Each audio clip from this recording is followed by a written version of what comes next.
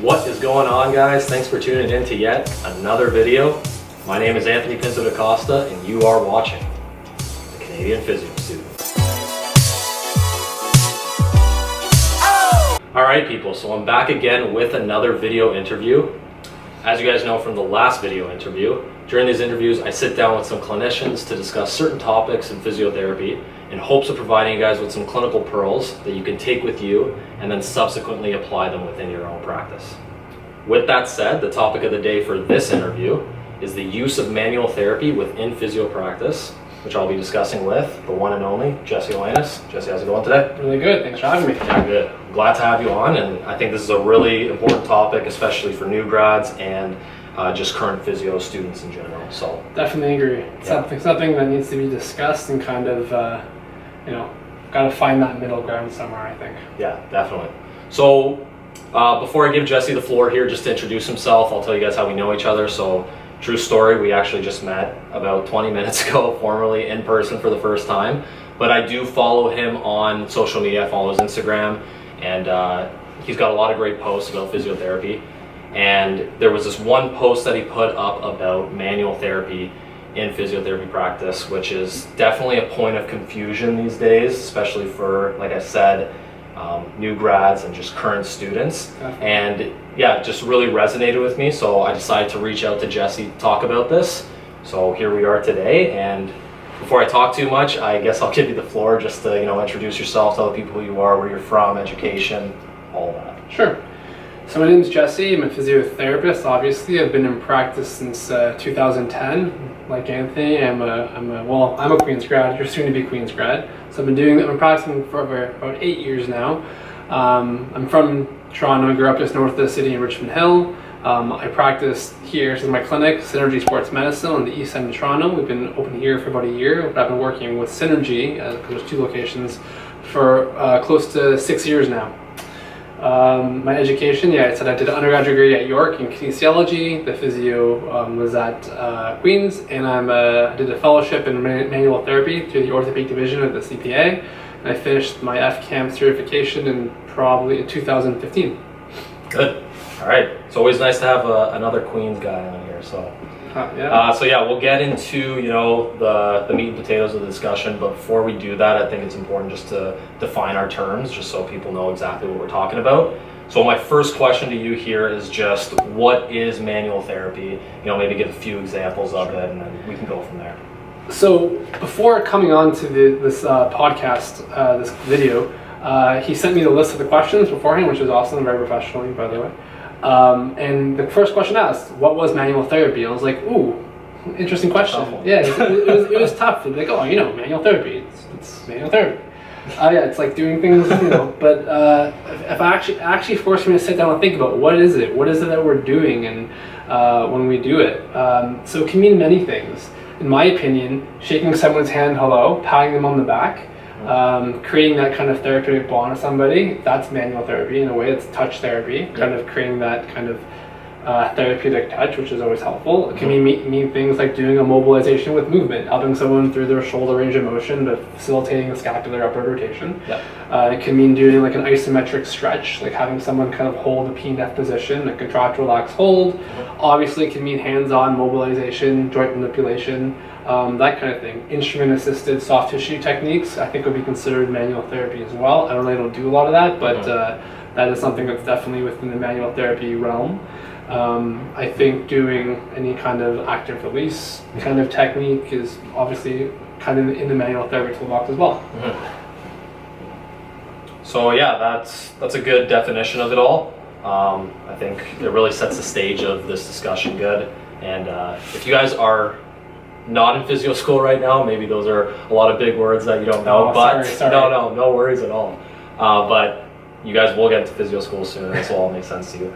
Before I get into this next question here, I just want to kind of provide a little context to what we're discussing here. So as physio students, as you know, we learn all these manual therapy techniques that you were just discussing, and we're expected to apply them when we get into practice, knowing all the parameters, knowing when exactly to apply them. And due to this new biopsychosocial approach boom, pain science education boom, which I know you'll definitely allude to in a second here. Yeah. It's kind of created a lot of confusion because a lot of us don't know if it's okay to touch people, if it's okay to do manual therapy technique, because there's so much pushback. So I guess that transitions into my next question here for you is just, what are the criticisms around using manual therapy in physiotherapy practice, and where exactly do these criticisms stem from?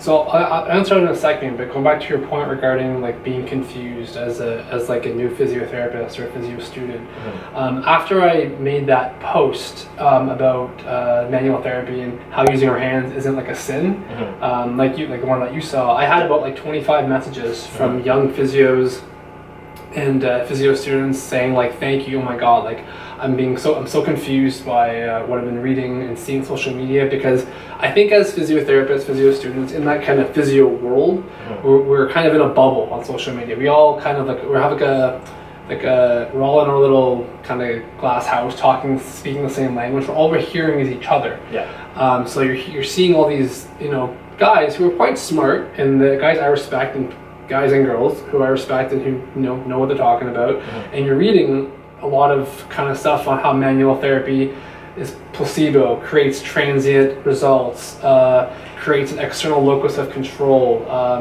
creates a sense of fragility in people, not evidence-based, stuff like that. And all those arguments, in some respects, can hold water. I'm not saying that's all nonsense. That's people are saying these things for a reason.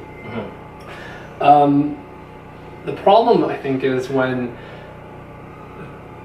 physiotherapy students and young grads read this stuff, they take it as gospel, and that's all we see right now. If I'm wrong, correct me. It's everywhere. Like even when I open my Instagram, which is like I would say 70% of people I follow are in the physio world. It's everything. Everything is like exercise-based, biopsychosocial, kind of like how we use our language, and all these things that are good things and really, really helpful for new grads and stuff I advocate. I did a physio night out talk a few months ago now here, and I talked all about the soft skills. So don't think for a second that I'm some manual therapy guru who just pivoms and pavms all day because I'm an F camp and that's my life. It's not. I'm just kind of in the middle ground, and I think that there's arguments to be made on both equations, and I think new grads and physios right now are really, really in a bind, because you're like, what the hell? I'm being taught these things in school. I still have this innate interest in wanting to help people, and there are some people you see clinically who just don't want to exercise yet. That's not in their mindset. They're on like that pre-contemplation phase of like recovery. They're not there just yet. They're not like, people come into us. I was going to allude to this later, but one of the things I was going to mention was that there are a certain number of people that you never hear on social media, ironically. No one talks about this, or which is ridiculous to me, that I'm sure I don't see some special population that no one else sees. I think we all see the same kind of people that come in, a mother of three, super stressed, in all kinds of pain, really sore, really tired, just came from a long day of work, or come down. Some people don't want to exercise in that moment. If I said, okay, let's go to the gym now, let's get you moving, this is what we need to be doing. Do some squats, do some deadlifts, do some whatever the case may be. They'll be like, I can't, I just need to I need you to help me feel better. Right. And me providing that does not make me not evidence informed. It doesn't take away the patient's locus of control, and it doesn't make me any worse of a therapist at all. In fact, in my opinion, that is patient-centered care. After talking about the 3 pillars of evidence, patient preferences is one of them. And if in that moment I deem my clinical bias and my clinical opinion is that if I exercise this person right now, I will alienate them. I am not showing that person, that individual, I'm hearing where they're at in that moment, and I'm forcing my beliefs, probably because of social media with that, on that patient. That patient has no idea about what's being talked about on social media, nor do they care. In that moment, all of that patient wants is to feel like they have someone who's on their side who's able to help them. And if doing a suboccipital release or a neck traction or doing some soft tissue technique or a joint mobilization makes that person feel taken care of and feel better, with the education that they know that if the patient gets up off the table and they feel better, my clinical opinion in that situation is to tell the patient, I'm happy you feel better. Yep. I think that was a productive session, or if we're in a session, that's really helpful, and I want that to continue. But everything we're going to do, any soft tissue technique, any passive intervention, will only hold or be helpful in a very temporary way if the active component isn't addressed. Okay, it's key. You have to do the active stuff in order to get to the passive stuff. And for some people, I kind of give them it's kind of like a give and take. Like, I don't mind providing a little bit of manual therapy. I think that can be helpful, but we have to go into the gym. We have to kind of get that stuff going on as well. It can't just be all or none.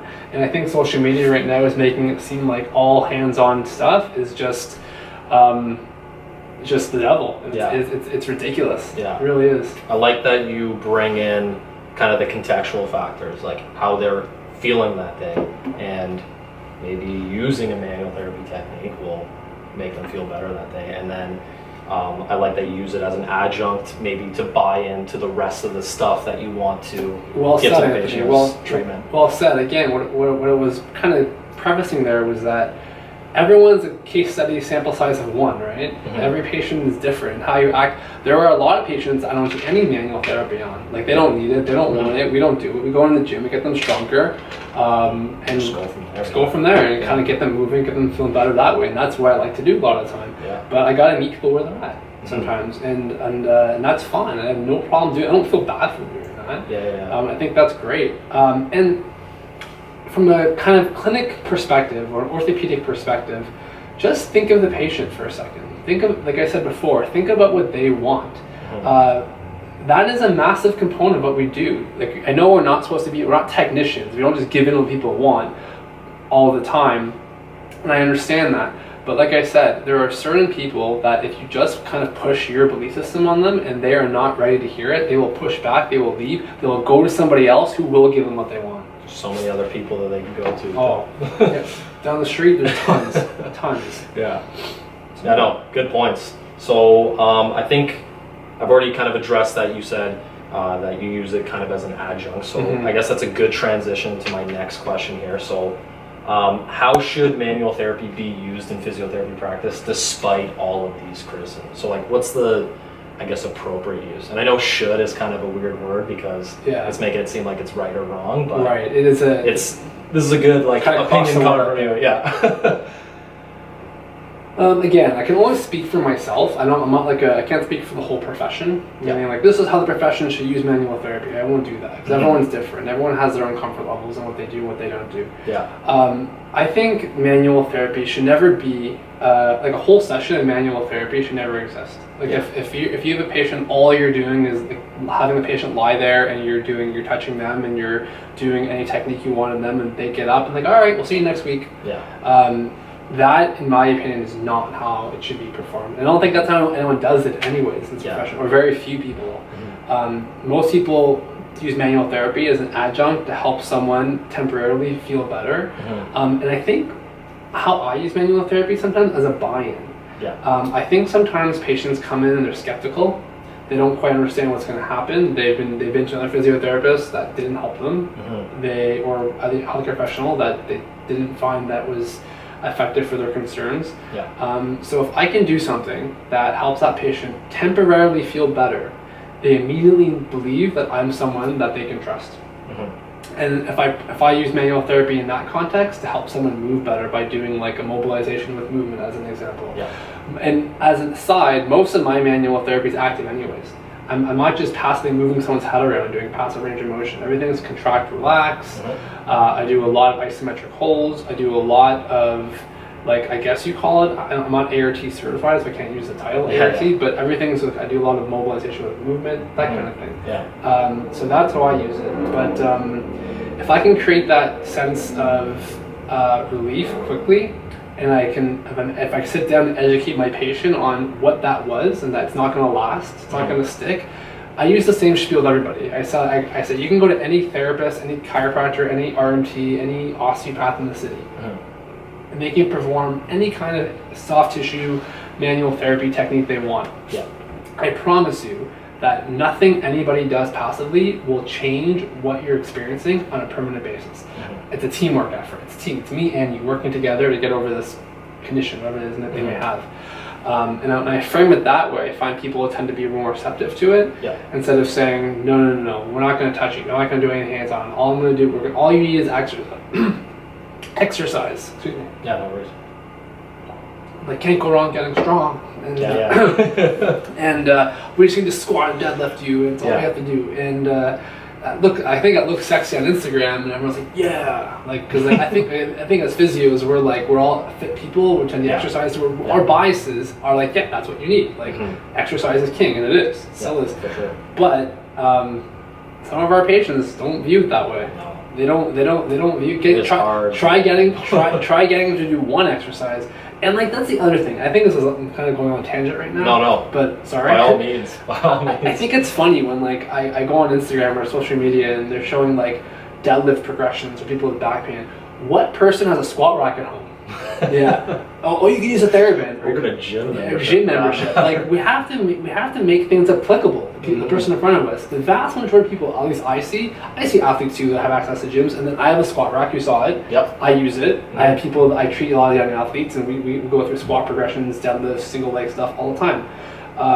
But I'm also fully cognizant of the fact that a lot of my patients aren't that. Yeah. They are the tired, overworked, sedentary desk worker who doesn't have time to do 40 minutes of exercise a day, nor do they have the will at that time.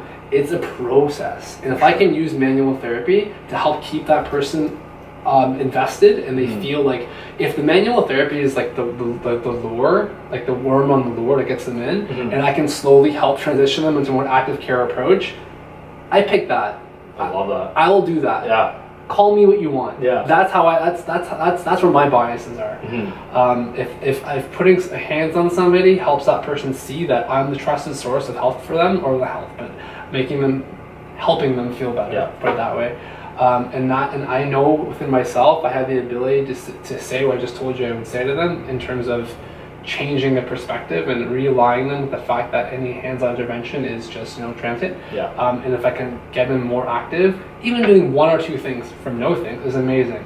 And the fact of the matter is, if you go on Facebook, social media, Instagram right now, you're gonna feel like garbage as a physiotherapist, because all you see is like you gotta do kettlebell swings, you gotta be doing like CrossFit type stuff. It's like not reality. It's just not. And I get so tired, and such like my heart hurts for these physio students who message me feeling like terrible human beings for not doing what they're seeing they think everyone else is doing. I'm like, it's not. There's so much information. Don't worry, my friend. You can breathe a sigh of relief. Beautiful. You're doing it wrong. Okay. Yeah, no, I like all those points, especially the one that you were saying that, as physios, like, we have such a versatile skill set, and you're using all those tools. So whether it be using manual therapy, like you were saying, to kind of capture them, bring them in, use that buy-in. But then you want to use active approaches, and with all of that, you're working with the patient. It's not like didactic. It's not just, I'm teaching you this and you're doing this. You're working with the patient, and I think that's really good in helping kind of like get their function back, and make them pain-free, and then also guiding to help like stimulate behavior change. Meeting them where they're at. And again, I'm not talking about, like, I don't talk to people about rotated pelvises and stiff and out of aligned vertebrae or any of that nonsense. I don't speak to any of that stuff. How I frame manual therapy people, I'll tell people if there's evidence to show that hands-on interventions can alter the perception of pain temporarily. It can make people feel temporarily. How that happens and what exactly is happening on like a neurological level, we're not sure. The evidence is kind of like, we don't know how this helps. I'm fine with that. I tell people that all the time. I tell patients, we're not sure why this makes people feel better, but it does. So if I do a manipulation to someone's like a thoracic spine, and they get off the table, they're like, oh, that feels amazing, much better. I don't go ahead and think, I did that. That's all me. I have magic hands. I don't, none of that stuff. I say, great, I'm happy that helped, but don't for a second think that's gonna stick. That's gonna last. You gotta like check your biases, check your God complex, whatever, that notion. And look, you go on social media. Again, I'm talking social media a lot. That's all we meant. But you'll see really prominent therapists spouting some pretty crazy nonsense regarding how the body should move, and all these fixes, all these hacks, all these like kind of like sexy kind of things you see people. It's all production value. Yeah. A lot of it is. It's like, again, I won't name any names. Yeah. But it's a lot of it's production value, and it's kind of like a movie of how physiotherapy should be. It's like reality is not that a lot of the time. Yeah. But yeah, that's where I live. Yeah, and it's it can be scary because maybe they have a huge following and people just buy into it like that. Yeah, I did a talk about the profession of physiotherapy to undergrad students at York a few months ago, and after the talk I had a bunch of students asking about missions, like somebody said like how to get in, and my GPA is crazy high right now, what do I do? It's like good to be a brain surgeon and a physio. But when in talking with some of these people, some of these students, I got quite a few questions about, again, I won't say names, like a certain clinic or a certain like a popular brand of physio, I guess you'd say now, and I want to work for them. How do I get that? How do I do that? And I was like, how do you even know of them? Like, oh, they're big on Instagram. Yeah. And it made me it was kind of like frustrating in a way. It's like that's not it. That is not it. Like what you're seeing there, it's like just a snippet of what it's really like. Of what it's like, and if I'm being like, if I'm critiquing a lot of the stuff that's being said is like, in my opinion, again, sample size of one, just me, is ridiculous. Is ridiculous. Yeah. It's a lot of it's just kind of like, okay, like, and again, as a new grad or as even in physio school, you'll see you'll see the likes, you'll see all the comments. Oh my God, that helps so much. You're so smart. How can you not be attracted to that? How can you not? Sure. How can you not think like, oh my God, this is amazing. I want that is. It's all that feedback. Exactly, Yeah. And you know, becoming a physio is 6 years plus of school, right? And a lot of education, a lot of time, a lot of studying, a lot of sacrifice. And when you see those kind of results on like Instagram, you think that's what I want to do. For sure. That's it. Yeah. But it's I can see how it makes a new grad or a physio student pretty confused. It's just a lot of information. It's a lot. Yeah. I get it. So yeah, it's a lot of good information that we talked about a lot here. Before I ask you my last question here, is there anything else that you want to say just about manual therapy in general, or any of the pushbacks, and just general advice for that? One thing I'll say real quick is I want everyone watching this to just take a deep breath, relax, realize that what they're seeing online and all the confusion they have, because I had it when I was a new grad, and like I was telling you this off camera before, when I was a new grad, I got really confused about this profession. I was like, what is happening? I was like, I read a website, painscience.com, that'll say it's a great website, look into it.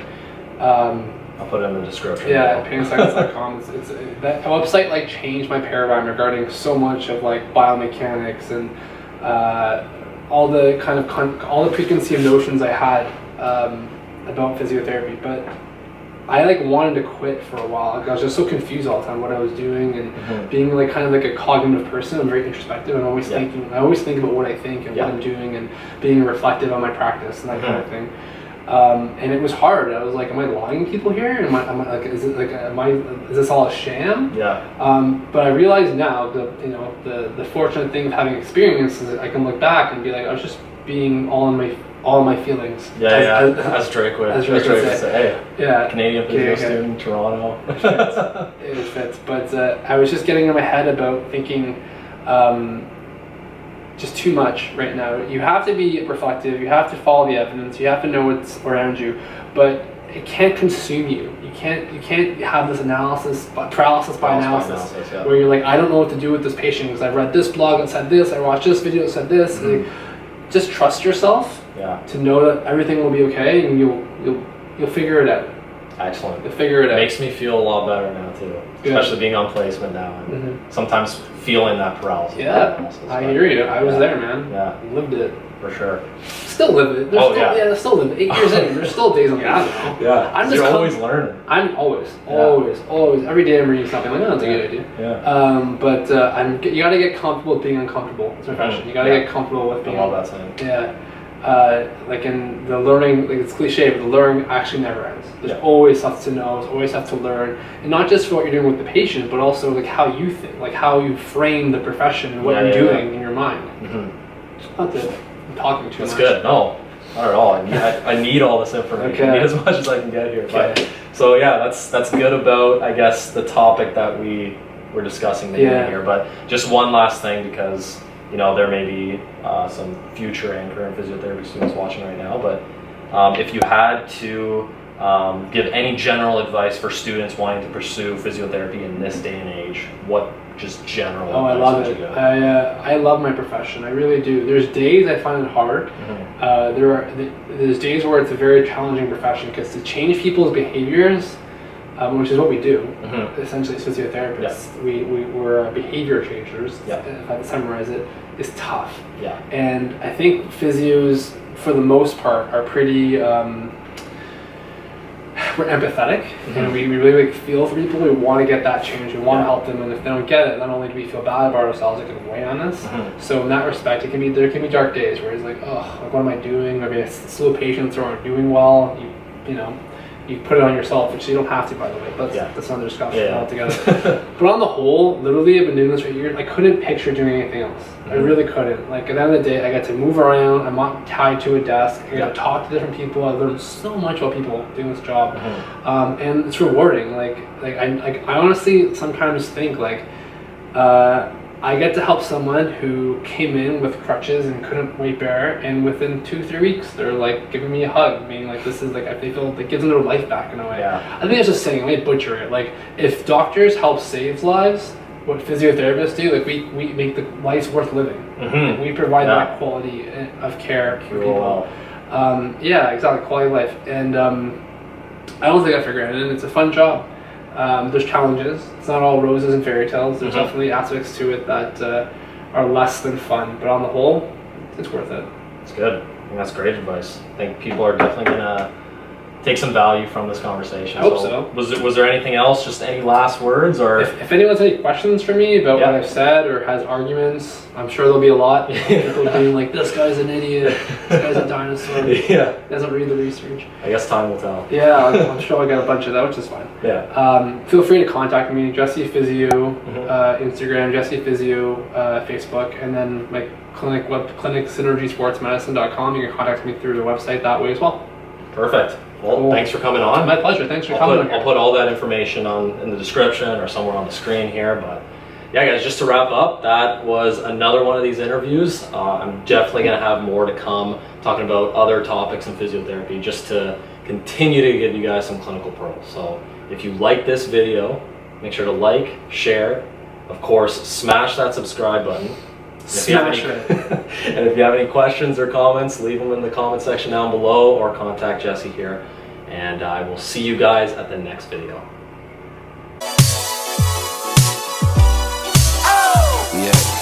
Another day, another dollar to be made. I'm a workaholic, ballin' hard until the grave. Used to wanna be a baller for the NBA, till the fellas around me started dunking in the 7th grade.